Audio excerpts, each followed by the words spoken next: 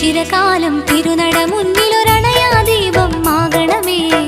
രഘുവംശകുലോത്തമ രാമനു സേവകനെ ശ്രീ ഹനുമാനെ.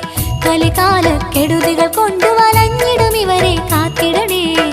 കരയിൽ തിരയെന്നതുപോലെ തേടി വരുന്നിവർ നിൻ സവിധം. ദശമുഖനിൽ നാശം വിതറിയ വാനരകുല പരിപൂജിതനെ. ദശരഥനുടെ തനയനെ എന്നും മനസ്സിലിരുത്തിയ ഈശ്വരനെ. ദിശയറിയാതെ ഞാൻ അലയുമീ വേളയിൽ ശരണമേകാനായി വരണേ ദേവാ ആലത്തിയൂരിലെ ആഞ്ജനേയാ. സപ്തർഷികളിൽ പ്രമുഖൻ വസിഷ്ഠ മുനിയാൽ പ്രതിഷ്ഠിതം.